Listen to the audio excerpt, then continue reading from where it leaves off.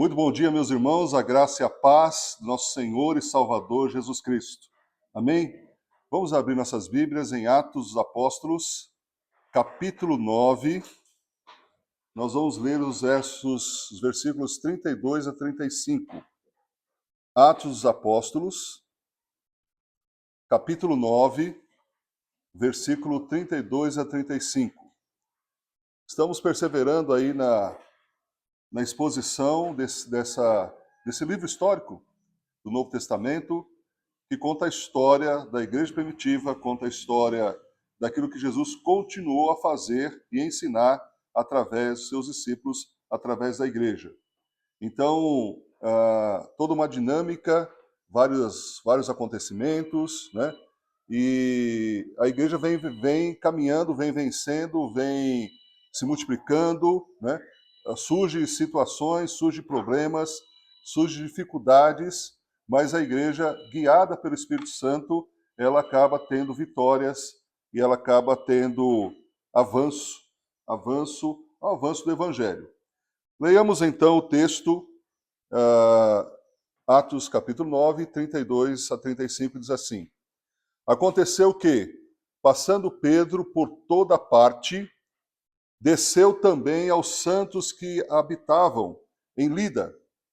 Achou ali um certo homem chamado Enéas, jazendo em cama havia 8 anos, o qual era paralítico.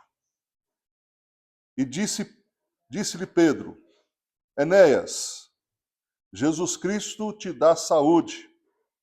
Levanta-te e faz a tua cama. E logo se levantou. E viram-no todos os que habitavam em Lida e Sarona, os quais se converteram ao Senhor. Amém? Que o Senhor Jesus abençoe a sua palavra em nossos corações essa manhã.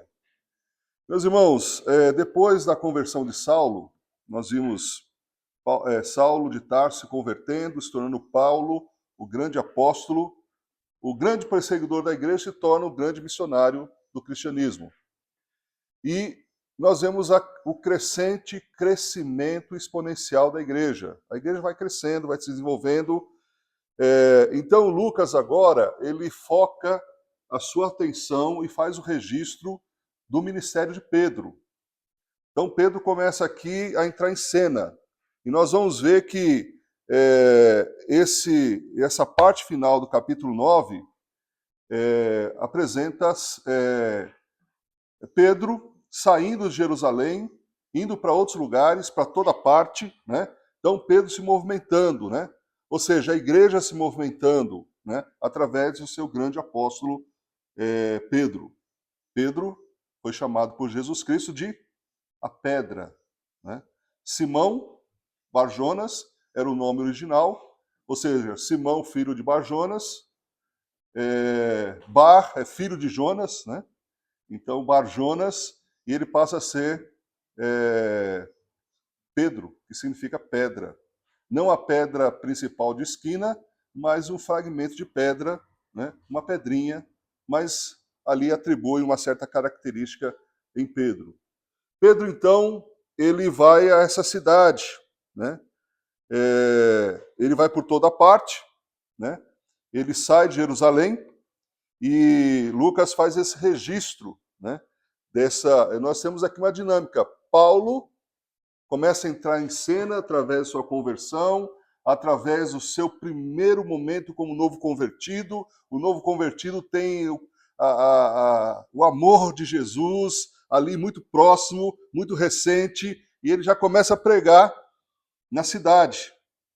Depois ele é perseguido, a igreja o recebe, mas agora então Pedro ele vem em cena. E ele encontra na cidade de Lida um certo, meu nome é Enéas. Enéas, ele estava numa situação de paralisia há 8 anos. Então, essa figura de Enéas, ela representa as pessoas que estão paralisadas. Lembre-se que os milagres de Jesus, e aqui é um milagre de Jesus, não é um milagre de Pedro, é um milagre de Jesus. Pedro faz questão de dizer, Jesus te dá saúde. Pedro diz assim, eu estou dizendo, né? Não, não é um milagre atribuído a Pedro, é um milagre atribuído a Jesus. Aliás, todos os milagres devem ser atribuídos a Jesus Cristo, né? Portanto, o processo de canonização, ele que observa os milagres realizados, é algo que não tem sentido nas Escrituras, porque o milagre não é da pessoa, não é do chamado santo, né? É de Jesus Cristo. Então, é o símbolo de uma vida paralisada, sem movimento, sem perspectiva. Mas quando Jesus entra na história, o que estava paralisado se levanta. Então, meus irmãos, os milagres de Jesus, eles iluminam aspectos importantes da sua obra espiritual. Okay? Então, quando nós pensamos em paralisia, não só a paralisia física das pernas, mas a pessoa que está caído, a pessoa que está paralisada. E nesse sentido, nós vamos encontrar muitas pessoas na sociedade hoje. Talvez na família, pessoas que estão caídas, paralisadas, na sociedade, no ambiente de trabalho, né? De quando em vez, no Ministério Pastoral, nós somos chamados para ajudar pessoas que estão caídas, através de um aconselhamento, mas principalmente através de uma ação de fé, e dizendo, olha, Jesus Cristo te levanta, Jesus Cristo te dá saúde. Então, meus irmãos, como que Jesus Cristo levanta os caídos? Nós vamos ver como aconteceu no texto e faremos aqui algumas aplicações. Então, o OIA, observação do texto, interpretação do texto, né? Então nós vamos observar aqui o que está acontecendo. É um texto curto, então dá para observar os detalhes, ok? Fazer a devida interpretação e aplicação, né? Então, hoje nós vamos fazer uma aplicação que vai ser para todos. Nenhum aqui vai ficar de fora dessa aplicação, vocês vão ver daqui a pouco. E quem estiver assistindo em algum outro momento, essa transmissão também vai se identificar, ok? Bom, vamos observar o texto. Jesus levanta os caídos. Quando? Quando ele visita as pessoas através da igreja. Ou seja, quando nós vamos ao encontro das pessoas. Então, observação, Pedro foi ao encontro das pessoas. Pedro representa os apóstolos. Pedro representa a igreja. Pedro representa Jesus. Pedro representa o evangelho. Então, o evangelho está em movimento. Aliás, nós vemos no livro de Atos essa movimentação do evangelho. O evangelho não é estático, o evangelho não é parado, o evangelho não está restrito a um lugar. As pessoas, ao se movimentar na sociedade, sendo elas cristãs e verdadeiros discípulos de Jesus, o evangelho está avançando aonde elas estão. Então, quando Pedro vai, Pedro está movimentando o evangelho. Quando houve a dispersão da igreja, a igreja se multiplicou em vários movimentos. Então, isso é muito importante, nós entendemos que para Jesus levantar o caído, ele usa a igreja para ir ao encontro dos caídos. Quando Jesus esteve aqui na terra, em sua encarnação, como pessoa, ele fazia isso. Vamos para o texto de Mateus, capítulo 9, e nós vamos ver essa realidade no ministério de Jesus. Mateus, capítulo 9, versículo 32.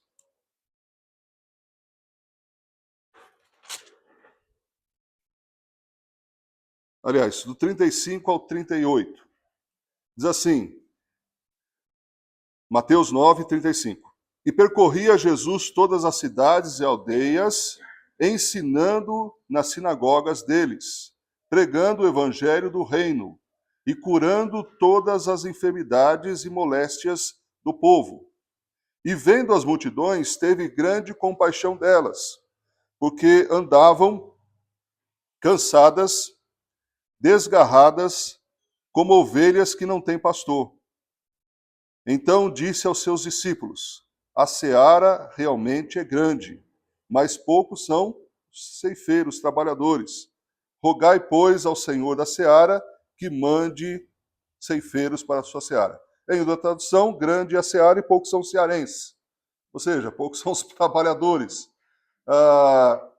Então, Jesus fazia isso. Jesus, ele tinha muita disposição e ele ia ao encontro das pessoas. Jesus não ficava parado no lugar esperando as pessoas virem até ele. Interessante. O próprio Jesus ensina que o cristão, ele deve ir ao encontro das pessoas. E não esperar que as pessoas venham ao seu encontro. Lógico, tem pessoas que até por nosso testemunho, referência e saber que somos cristãos, vêm ao nosso encontro, principalmente quando o calo aperta, principalmente quando está caído, principalmente quando, de quando em vez chamado, pastor, você pode vir aqui me visitar, pastor, olha, eu preciso de oração, ou dizer a algum membro da igreja, leve meu nome para a sua igreja orar, né? Olha, tal pessoa precisa da oração, precisa do poder de Deus. Aqui nós vemos uma disposição de Jesus e nós temos dois elementos importantes, poder e querer. Então, Jesus, ele reúne tanto poder como querer, tanto querer como poder. Tem pessoas que querem, mas não podem. E tem pessoas que podem, mas não querem. Querem, mas não podem. E podem, mas não querem. Ok? Mas Jesus, ele tem as duas coisas. Então, ele tem que partir do pressuposto que Jesus quer levantar os caídos. E Jesus quer levantar os caídos quando nós vamos ao encontro dos caídos na perspectiva que ele pode e que ele quer. Então, nós vemos isso no ministério de Jesus. Lembre-se que Lucas, ele trabalha com essa questão. Ele escreve o evangelho dizendo o que Jesus começou a fazer e a ensinar. Interessante essa observação, irmãos. Coloca fazer primeiro. Então Jesus fazia e ensinava. Então isso também nos leva a uma consideração muito importante. Não só aprender, mas ensinar.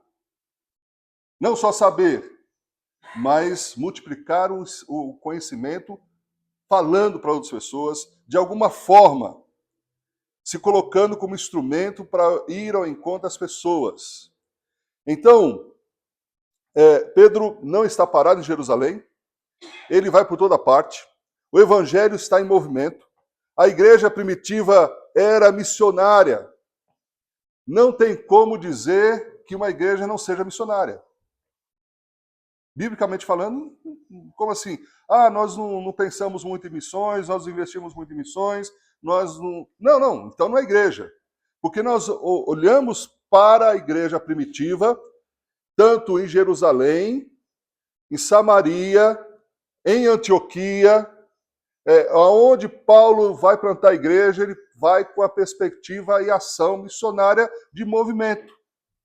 Então, quando nós falamos a respeito do ID, que é a grande comissão, Jesus disse, ide, vão por todo mundo, prega o evangelho a toda criatura, batizando em nome do Pai, do Filho e do Espírito Santo, ensinando a guardar todas as coisas que vos tenho mandado, e eis que estou convosco todos os dias até a consumação do século. Então, o cristianismo, ele tem em si essa característica de movimentação e não ficar estático, apenas esperando que as ações de Deus aconteçam no tempo evangélico. Ou seja, o tempo evangélico é para celebração, é para comunhão, mas a missão é feita lá fora. O movimento é feito lá fora. Porque há uma democratização da ação de Deus em levantar os caídos. Como eu disse, como Jesus estava aqui na terra, ele fazia isso. Aí ainda como mestre, ele chega um momento que ele fala assim, irmão, vocês já aprenderam algumas coisas, agora vocês vão. E pede para que vão de 2 em 2, né? Os 12, depois os 70, e assim vai. Qual que é a ideia? Que todo discípulo é o multiplicador de discípulos. O que está escrito lá em 1 Timóteo 2,2. Vamos ver o texto? 1 Timóteo 2,2. O que de mim aprendestes, transmite a homens fiéis, e esses transmitam também a outros. Vamos ver se bate?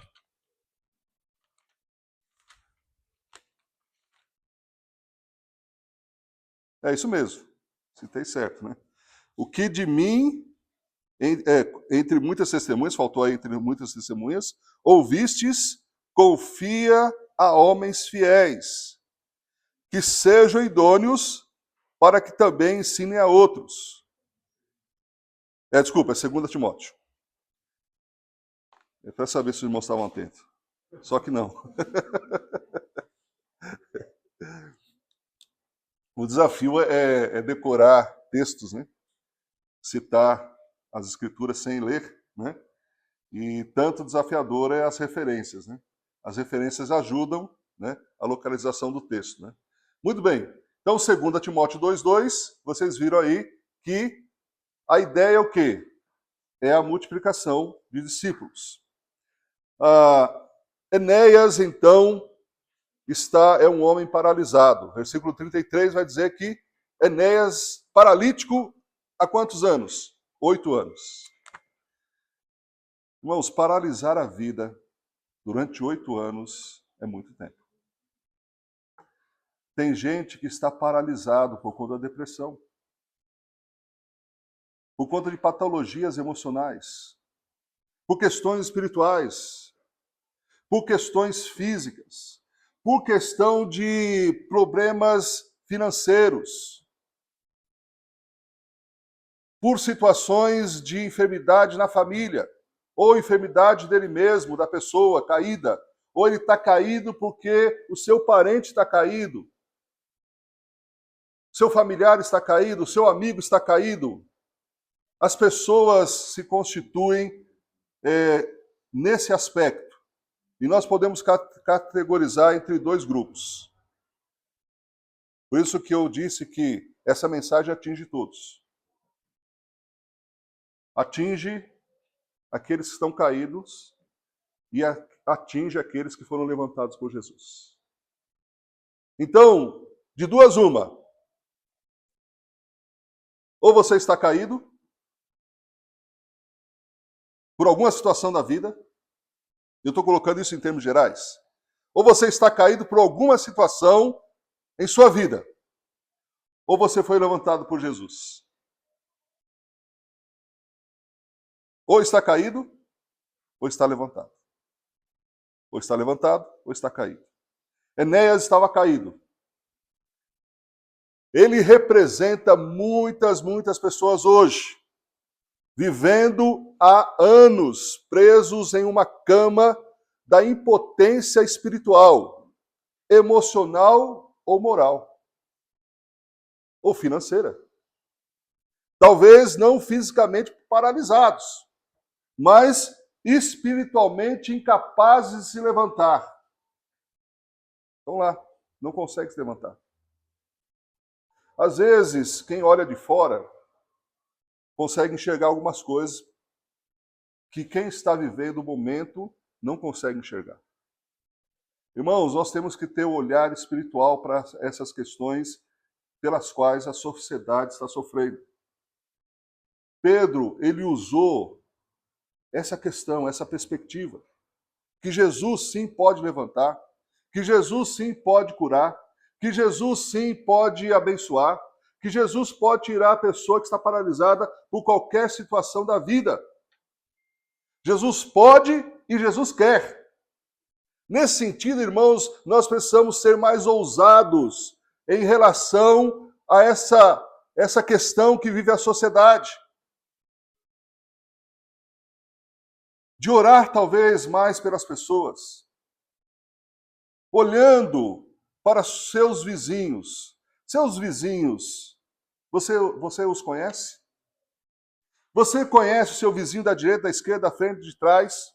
Você conhece ali a sua vila onde você mora? O condomínio onde você mora? As pessoas que moram ali muito próximo de você? Essas pessoas, elas estão caídas ou estão levantadas? Ah, mas como que eu posso saber disso, pastor? Vamos pegar aqui a observação, né? E já aplicando, já fazendo a interpretação, trazendo para os dias de hoje. Como que eu sei que o vizinho está caído? Precisa de encontro. Se Pedro ficasse lá, só no templo de Jerusalém, ele não teria tido essa experiência. Irmãos, vida cristã não se vive apenas nos horários e dias oficiais da igreja. Vida cristã não se vive apenas no momento que se reúne para o templo, seja para a escola bíblica dominical, seja para ouvir um sermão. Porque se não colocarmos em prática, se não formos ao encontro das pessoas, nós vamos deixar de abençoar as pessoas. Não vamos perder a salvação, nada disso. A salvação é de graça, é pela graça. Mas vamos deixar de abençoar pessoas que estão precisando ser levantadas. E olha, tem muitas pessoas, e talvez você vai se surpreender à medida que você começar a fazer essa investigação, ir ao encontro, fazer perguntas assertivas, para que a pessoa possa abrir o coração, porque há uma resistência de fato das pessoas se abrirem, mas é fato, quando a pessoa já não aguenta mais ficar paralisada, que vê que sua vida parou, ela vai procurar ajuda.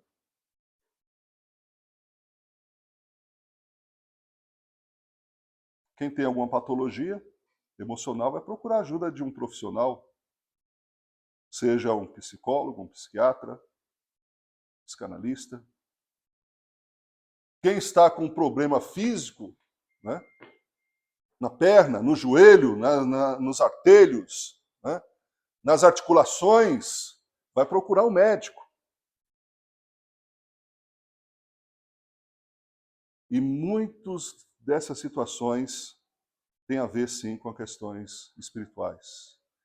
E até mesmo para que as portas sejam abertas, para que, quando ele for para um psicólogo, ele tenha uma ajuda efetiva. E não apenas uma dependência de ficar toda semana, entra mês, entra ano, e não cura nunca a patologia. Toma remédio de tarja preta e traz os efeitos colaterais e não resolve o problema. Vai lá no médico, o médico faz um diagnóstico e dá lá um tipo de anti-inflamatório, mas continua a dor no joelho, continua a dor nos artelhos, continua a dor que não consegue se movimentar, não consegue fazer uma caminhada, não consegue fazer qualquer tipo de exercício, está ali parada, paralisada, acamada em vários aspectos.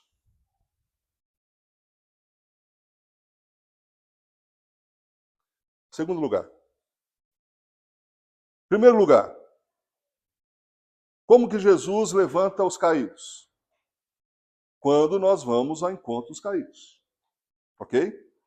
Segundo lugar, como que Jesus levanta os caídos? Quando exercemos ousadamente fé em Jesus. Veja o que está escrito no versículo 34. Está escrito assim, acompanhe comigo a leitura. E disse-lhe Pedro, Enéas, Jesus Cristo te dá saúde. Eu imagino que quando Pedro falou com muita convicção e com muita fé. Enéas, voz firme, voz cheio do poder de Deus, crendo que realmente Jesus pode, quer dar saúde às pessoas. Você acredita mesmo que Jesus quer dar saúde às pessoas? Saúde, no caso, aqui bem específico, de levantar a pessoa.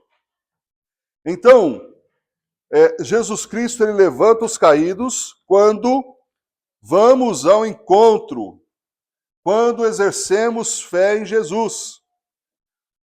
A palavra que levanta, a palavra revestida de fé, que levanta o caído. Pedro não promete cura em seu próprio nome. Ele diz, Enéas, Jesus Cristo te dá saúde. Levanta-te. O poder não estava em Pedro, mas em Jesus Cristo. A mesma voz que disse, levanta-te e anda, ao paralítico de Cafarnaum, agora fala através de Pedro. Então, percebam a dinâmica aqui. Jesus, quando esteve, ele falou, ele mesmo falou. Agora, ele continua falando através de Pedro. Irmãos, percebam que a sua voz, ela pode ser instrumento de cura para as pessoas. Não a voz em seu nome, em suas prerrogativas, mas a voz que é a voz de Jesus. Através da sua característica que é única. Ninguém tem uma voz igual. É outra coisa maravilhosa.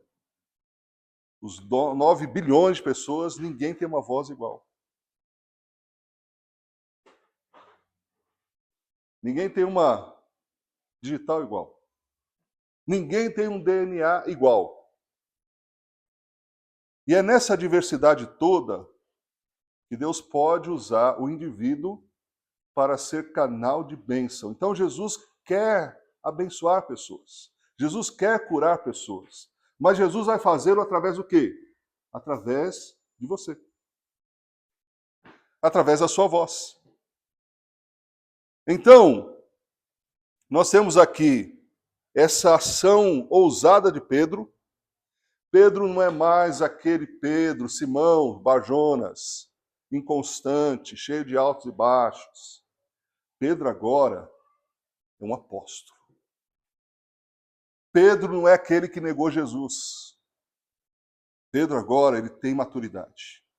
E talvez, irmãos, para que a gente abençoe as pessoas, nós precisamos crescer na graça e no conhecimento de Jesus, precisamos crescer em maturidade.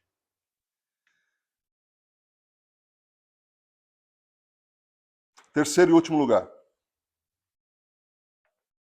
Então Jesus levanta o caído quando nós vamos ao encontro.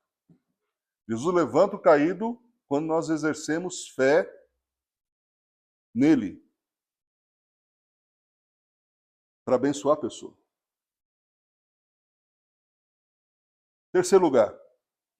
Deus levanta o caído quando testemunhamos que ele nos levantou. Olha só o versículo 35, vai dizer assim. E viram-no todos os que habitavam em Lida e Sarona, os quais se converteram ao Senhor. Então, se você foi levantado por Jesus, você deve testemunhar o que Jesus fez na sua vida. O testemunho desse paralítico foi instrumento de Deus para a conversão de 2 cidades. Quais são as cidades? Lida e Sarona. 2 cidades foram impactadas pelo testemunho da cura do paralítico. Irmão, se você um dia foi levantado, não se permita a voltar a ficar deitado. Não se permita a voltar a ficar paralítico. Seja por qualquer situação da vida. Mas mesmo que isso acontecer, a boa notícia é: Jesus está aqui para te levantar.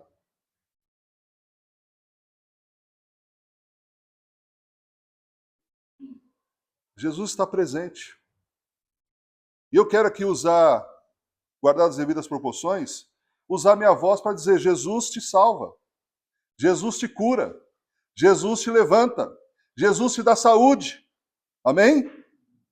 Eu não sei como está a sua situação em particular. Tem muitas coisas que a gente guarda no coração. Tem pessoas que não abrem o coração para ninguém, nem para a esposa, nem para o marido, nem para os filhos, nem para ninguém. Tem pessoas que guardam no coração aquele sentimento, aquela situação de impotência, de paralisia, de qualquer possibilidade de reagir diante de uma situação. Estão ali e não conseguem. Mas a palavra de Deus vem ao seu coração nessa manhã, para que você entenda que Jesus quer te dar saúde. Meu irmão, minha irmã, Jesus te dá saúde. Jesus te levanta. Seja qual for a situação, não continue paralisada, entenda, receba isso pela fé, porque é a fé em Jesus de Pedro, mas também é a fé do paralítico que ele se levanta.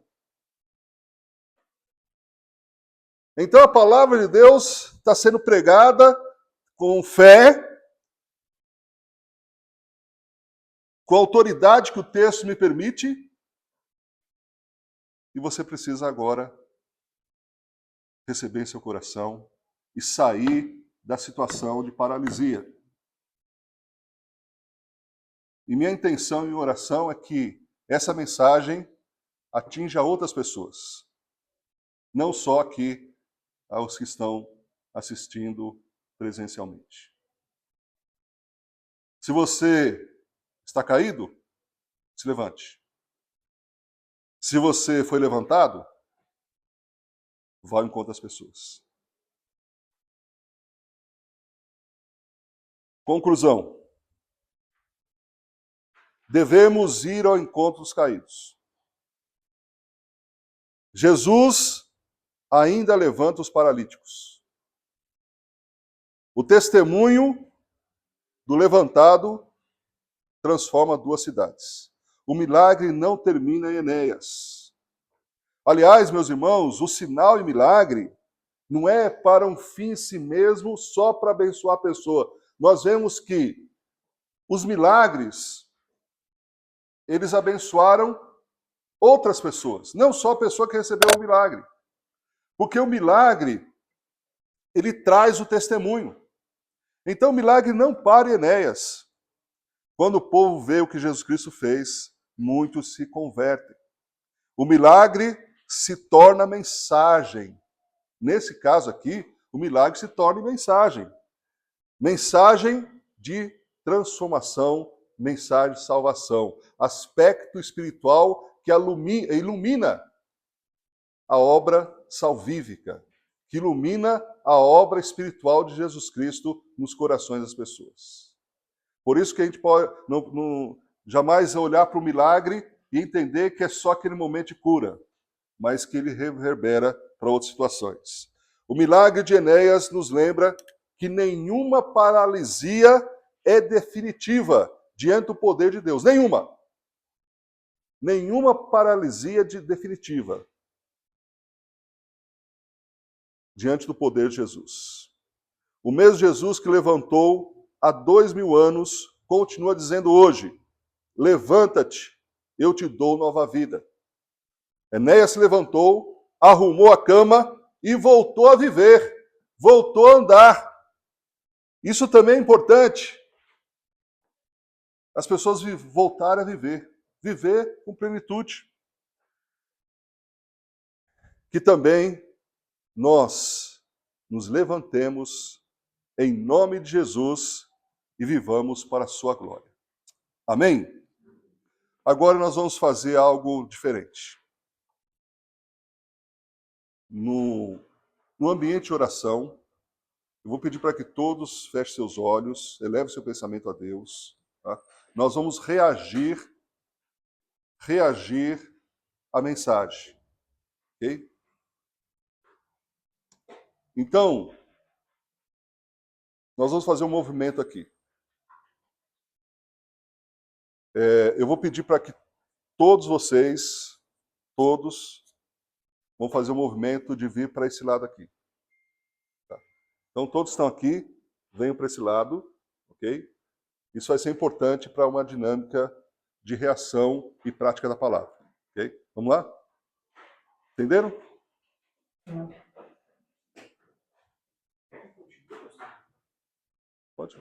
Pode fechar. Pode.